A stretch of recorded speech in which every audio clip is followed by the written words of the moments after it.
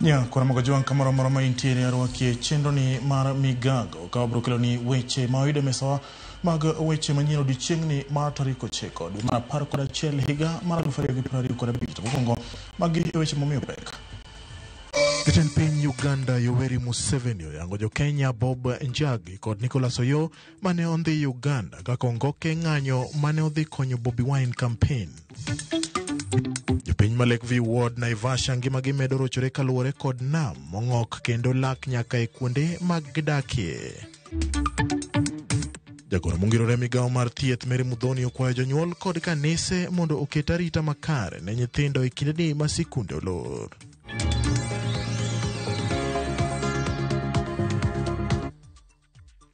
Machiegni nyalo tudri kodwa e namba mar 336 marwa Tramogi TV KE at James Opondo Sine. Machiegni nyinga en James Opondo. Riwruog jopuonj sekondar mar Kupet koro dwaro mondo apisas mag okwach kich otim nonro mapiyo ewi lal kendo tho mar japuonj maduong' mar sikund sekondar mar yawuowi mar Munyuki PAG. Japuonj no moyang nyinge kaka Simon Isiaho noyud ringre mare kowiti e aora ma Kipkaren nyoro. Kupet osingo mar golo jopuonj duto madongo e centers mag penj mar KCSE pono ni ok otim nonro makare kendo kawo okang' mager mar chik ne achije moyude gi ketho mar nego japuonj no. Hawezi toka kwake asubuhi anaenda kwa shule na anapatikana ametupwa kwa mto, mwili unaozewa kwa mto. Hiyo ni kitu ambayo tumehuzunika sisi wote, na tunasema kama hakutakuwa na step ambayo report ambayo inatueleza ni nini haswa ilitendeka, sisi we shall be forced to disrupt exams in this region. Teachers' lives matter. Yes. We are sure if this was someone else, if it was a big person in the government, if it was a politician, there would be arrests that have been made already. But because it is a teacher, this process is taking a very long time. We are not accepting that. Hivi mwalimu mkuu amepatikana ameuawa na ametupwa kwa mtoni. We want to be told from the accident area when the accident ended back to the river what happened. Kama ni Savula yuko involved lazima ashikwe. Kama ni mjumba yuko involved lazima ashikwe. Kama lazima ashikwe. Tunakubaliana hapo? No one is above the law.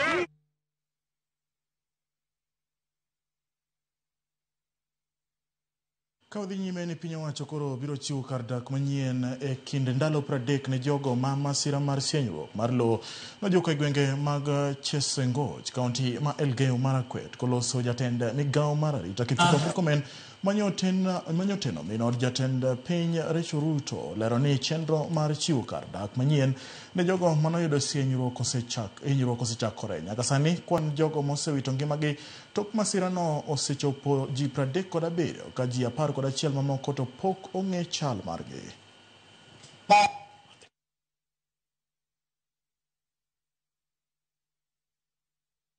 Hatutaki shughuli ichukue ati ni program ya mwaka mmoja ama mwezi 3, mwezi 4. Tunataka tuhakikishe kwamba hao wameshughulikiwa 1 month, accounts imefungwa na kila mtu amerudi kwake. Hakuna hii shughuli ya kukaa tena kusema tuko na IDPs, tuko sijui na landslide victims, tuko na nini. Poleni sana wote ambao wameweza kuathirika. Poleni kwa hili janga ambalo ni jambo ambalo imeweza kutuumiza mioyo sana.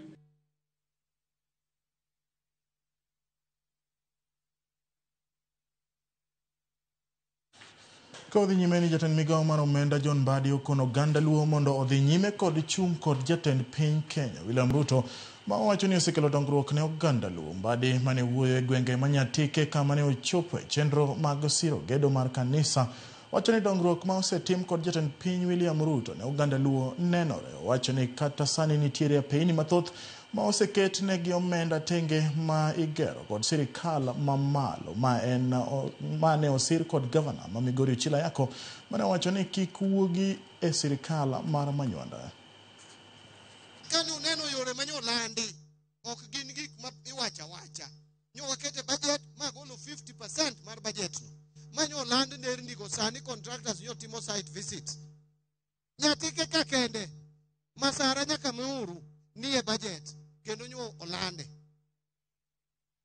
nyatike ka kende yoma oto kadi kod kachola nie budget nyolande yoma wuok nyakweri madhi Osane nyaka Kalamindi riwore gi Homa Bay olandi ni pod wang'e kama chielo wang'iyo kanye madang wachaki kendo manyien ng'e neno ka joka golo line up to waonge pesa mar finance kose mi onge gima chielo michaki mi gimodong ni bedo president onge gima chielo kendo hakuna kitu kingine. To Raila nowacho na chon kendo nuona ni ka joluo riwore sami neno ni kidhi e lweny tidhi go wadu.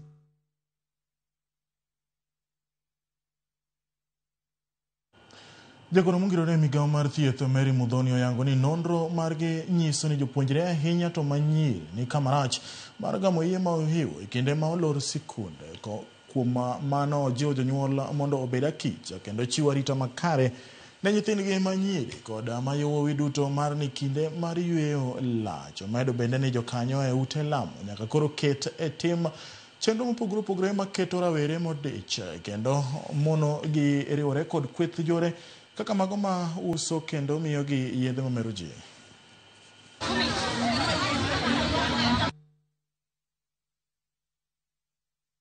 Tumeongea na CHPs wangu hapa Ishara ni ya kwamba watoto wako nyumbani sahi.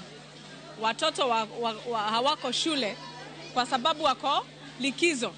Ningewahimiza wazazi wote washirikiane na watoto wao na makanisa tupunguze mambo ya drugs and substance use. Na pia ningependa kusema ya kwamba wasichana wetu wako nyumbani sahi. Na wasichana wetu si ati utafungia mtoto nyumbani. Mtoto utamtuma sokoni, utamtuma pale aende kanisani, utamwambia aende ashirikiane na cousins wake na aunties wake. Lakini tuchunge sana kwa sababu wasichana wadogo wa miaka 13 to 18 wanapata mimba kabla ya kumaliza shule. Jirak mathoth ward ma Lakeview mayudore e kaunti ma Nakuru oyudo hinyruok mag masira mar hula bang' nam Naivasha muomo kendo lak nyaka e kuondegi mag dak. Masira ma bende osebet kamedore e wi dweche mokalo osekelo lal kod hinyruok mathoth ka luoro mar jodak e alworano en tuoche mikelo kod pige mochido. Elizabeth Ajode leronwa pek mag familia ma e alworano. Ma e chal mar ward ma Lakeview mayudore e kaunti ma Nakuru. Kar dak manoting'o ji mohingo 20,000 ji nie wi ng'wech ka gimanyo tony bang' pi nam ma Naivasha muomo. Kama nyiche en kar dak mokwe ne jood Cecilia Wanjiru koro olokore kama yugi kod pie magoye abal. Geno mare orumo. Tumestuka sana, tujaiona miaka hiyo yote nimeishi huko. Mawazo yangu ni kushindwa tunatoka hapa tuende wapi, na tunajua hapa ndio nyumbani. Lit manie lenda wang'e ema nyiso kit lal ma oyudo. Oparo otieno mar masirano gino mane ochune ringo komanyo kar tony kaachiel kod nyithinde. Maji ilianza kujaa huku nje, halafu tukaona kama itaisha, tukakaa tena kuambuka tukakuta kuna maji, na tuna msichana anaenda kufanya mtihani wa form 4, tukaona atakuwa anapitia kwa maji kila sana, imeingia kwa nyumba. Sasa ikabidi tutatafute ka nyumba twende. Kaluore kod masira ma ogore kuomgi, jodak maka ywago pek e manyo kuonde jot manyien, ni mar thoth jodak go tiyo mane puothe maua ma e alworano, kanyo ma bende yuto ok bere. E alwora ma kar dak ma Kihoto Phase 1 ma bende oula no monjo maonge ng'uono. Hamisi Ondieki, achiel kuom jodak e alworano, bende pek mar ngima osemono daro familia mare. Koro ni chuno ni nyaka odar nikech chal mar alwora omedo bet marach. Na familia yangu tunakaa hapo kwa ajili hatuna minisi ya kuenda mahali, ni kuenda kuwekelea mawe kwa kitanda, tupate mahali ya kulala, kupikia, lazima tuweke jiko juu ya mawe ndio tupige chakula, watoto wakule walale. Hata watoto hawaoni jua. Onge kod ng'eyo mar kama odhiye kowuok ka, konyiso chunye lit ma en kod familia mare ni godo. Nikiangalia mtoto nirudi niende kumalizia pipi, hata kukula sikuli. Mtoto akikuangalia na akikuongeleza ni machozi. Luoro ni ok nen kende. Thoth familia kalo e pek makama, kakoro weg udi bende omedo omenda mag udi. The rent have been hiked. You find that some landlords have tripled the rent within this area. It is so difficult. I have still some people still stuck within these waters. Mimi mwenyewe sijapata nyumba. Na hata ndio hata kama napata ile pesa 6,000 sitaweza kulingana na mshahara ambayo tunaipata. Hiyo ni halfway my salary. Kuonde dak matingo ji makwan gi 4,000 koro ni oula omuonyo. Tend County Manakuru oketo loche madaro jogo ma oseyudo kuonde jot ka thoth familia to podo moko e dho nam ka yie dhie manyalo darogi. The biggest challenge is those people who are like a kilometer away from here. There are people stuck there. They have no resources to move. They are not able to move. They have families. They have small kids as young as even 5-6 months. We have been camping here for the last 2 weeks, all trying to address the challenge related to these waters so that the people's welfare will be taken care of. Chope maula omuomo bende koro kelo luoro e wi tuoche manyalo tuch. Ka nyithindo ema ngimagi ni andaki mar gamo tuoche mikelo kod chido mar aluora. Jodak go kwayo kony kowuok kuom sirikal mamalo e wi masira makamago. Elizabeth Ajode, Ramogi TV. Jatend piny Uganda Yoweri Museveni oyango ni tend Uganda ne omako jo Kenya mabende gin jokede ne ratich Uganda Bom Yagi kod Nicholas Oyo kendo geng'onegi kuom ndalo 38 koloso gi jopiny kokalo e nyakalondo mar piny owacho Uganda Broadcasting Corporation. Museveni owacho ni Njagi kod Oyo ne omaki bang' apisa mang'weyo maling'ling' e pinyno yangogi kaka ongoke mag ng'anyo kendo ni negidhi mar konyo e kampen mar jaket sirikal Tesre Robert Kyagulanyi kata Bobi Wine motelo ne yiero ma 2026. Our own groups here, we monitor them with intelligence. Here, of course, we have very good intelligence, and we know them. Like, for instance, we have got 2 Kenyans whom we arrested. They have been with us. I have their names, but I don't remember their names. They came. They were working with Kyagulanyi's group. That they are experts in riots. Kwa mgojonga daka oyueo ma adundo kapo kwa dhia yueo aneno ka oteo uoro ka modhuro nambo mara rio deko uchiel no masira no to lit manade mano apano ni kotudre gi na mumuoch ma Naivasha waneno Ramogi TV malanyar ka wan kod jaoda Grace Awino kod Yura Velma mano jaduong' okumo kawuok Washara bende aneno kacha jo Mabinju mano Simbo wacho ni oraro wuod Nyasiaya wacho neno Ramogi TV e yorno makare ka entiere Simbo Mabenjo. Brandon kawuok Kisumu Bamba wacho ni migago mit to lit maratari asedonjo kama nanyo koro mgojong adhi yweyo ma adundo kikidhi mabor.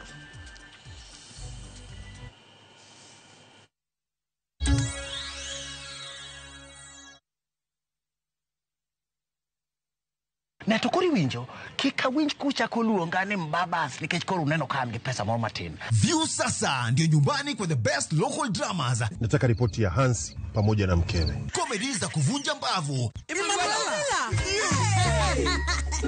Telenovela bora zaidi kwa lugha yako. Anaere aina prita. Tokendo kimora mare wi mora. Na sasa una nafasi ya kushinda zawadi nono ndani ya promotion kubwa ya Jipange na View sasa. Shinda 50,000 kila siku, $500,000 kila wiki na grand prize ya 2 million shillings. Wow. Ingia kwa View sasa hivi kwa kupitia paybill 724177 au tembelea viewsasa.com. Weka nambari yako ya simu kama akaunti yako. Kisha weka 50 bob tu na upate content na point na uende kwa mshindi. Ingia mara nyingi uwezavyo. Kila ukiingia kwa View sasa, unaongeza nafasi yako ya kushinda. Imeidhinishwa na BCLB number.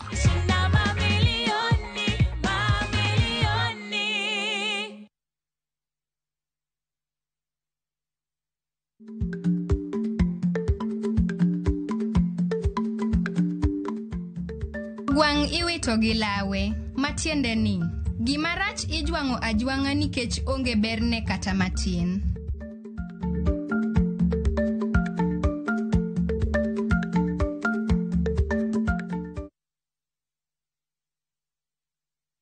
The euphoria around town is crazy. Koro kwa kila mtu.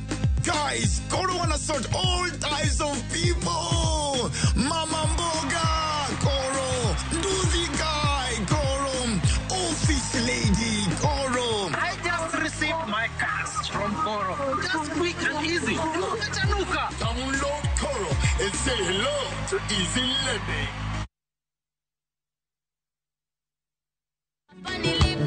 Sipo nilipo kuwa jana, si kwa nguvu zangu wala si kwa kupambana. Yani nini jifiche wakati amefanya Bwana, ananipigania usiku na mchana. Kupata wimbo huu kama sikiza tune yako, bonyeza *811 *277#. Kumbuka, Sikiza na Citizen ni nyumbani kwa wasanii wote.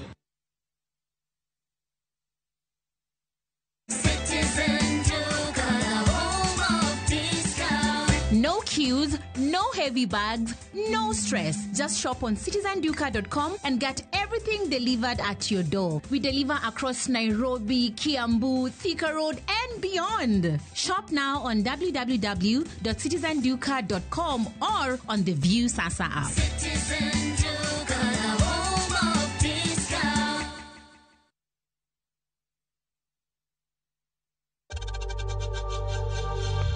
We know times are tough, so save money by buying airtime from M-Pesa to any network with zero transaction fees. Dial *487*2# and get your airtime PAP with zero transaction costs.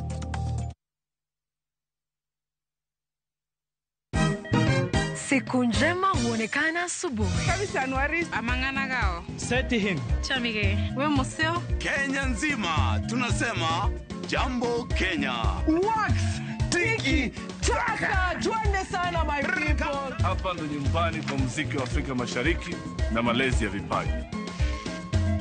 Sasa tuko tayari ku drive on. Mibibi na mijize. Leteni porojo sasa. Kwa habari za kuaminika kutoka kila pembe ya nchi. Are you ready? Leo kati ya Ingwe na Gor Serikali. Hapa ndio home. Wawa. Radio Citizen. Radio number 1. Radio number 1.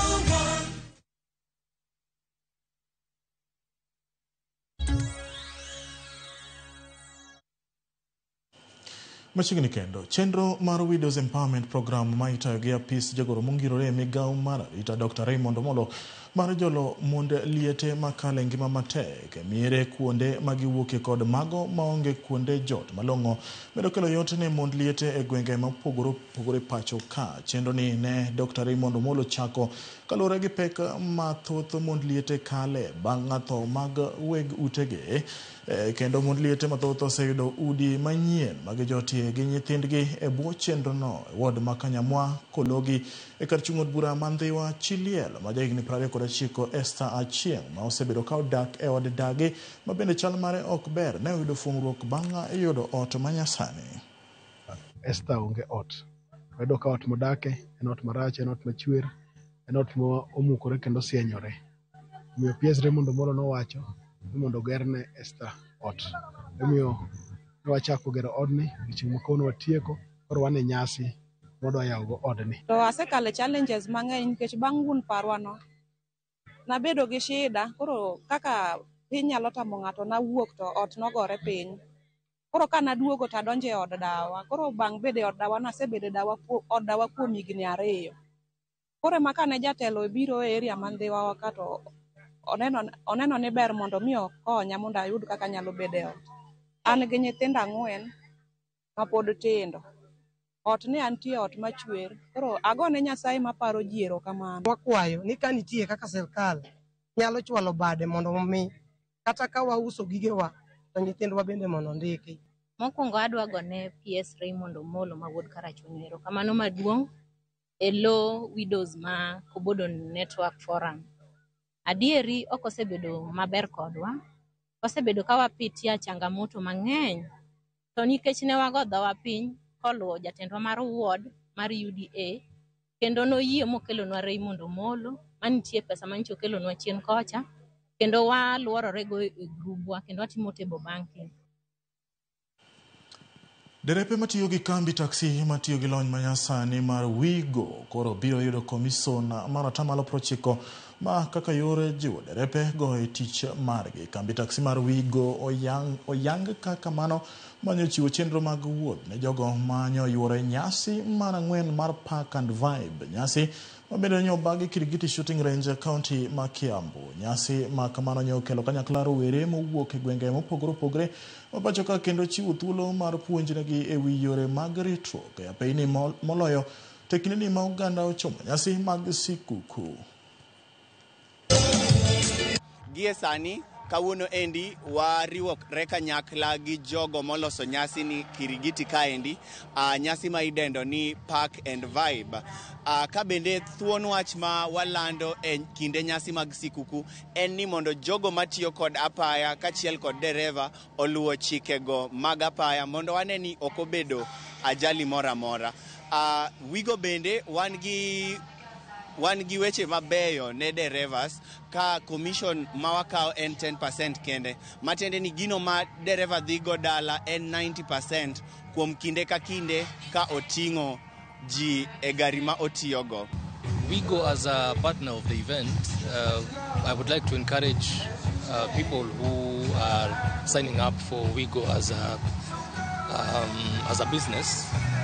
We finance vehicles also. We are an asset financing company, so if you're looking to venture into the taxi business, the online taxis, we give up to 80% financing for vehicles. Jodak mawuok e kar chung' od bura mar Ariada koro ywagore e rochruok mar arita ma giwacho ni sani omedo kethore e alworano, gino ma koro giyango ni miyo gidak kod luoro e miechgi kod kuondegi mag ohala. Millicent Adhiambo miyowa ler mathoth.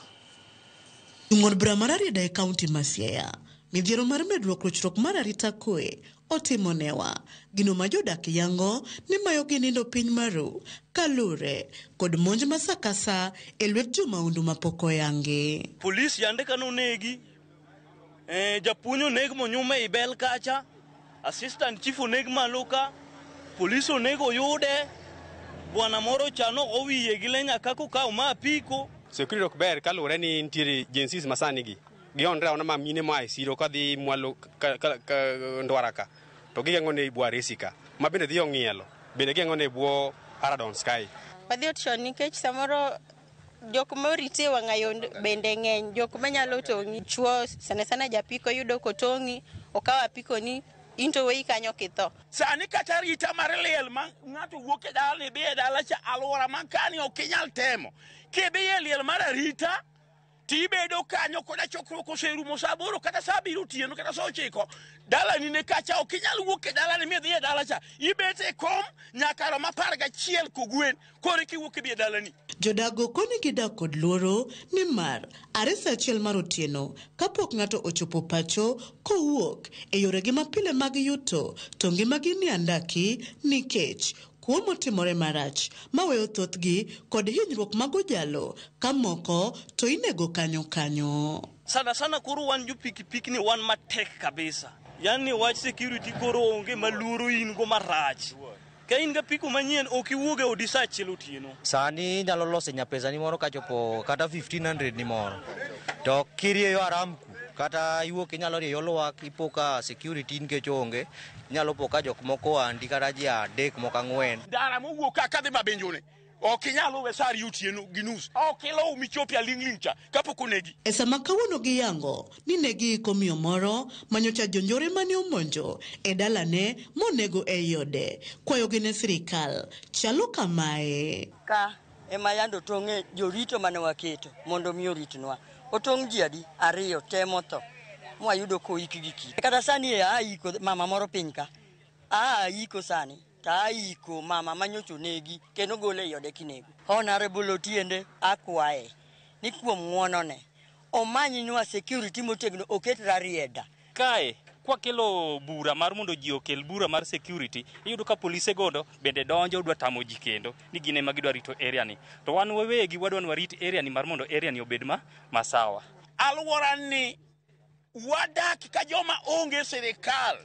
Sirikal kanitie mani alwora ka. Kanitie minyalo kel manyien. To manyien go bende waluor ni igolo gi kuonde matich onge, matich osenjaore, tikelo gi kato koro wamor no kel mawelo. Kara mawelo gi be no sejogo joka. Ikelo gi kato bang' dalari adek wabe gi jogo. Polise osebet ka, moko osebet mang'eny sana. Magi seng'iyo gi ji. Wachich ni nyaka joma timo gik maricho go moko ging'eyo.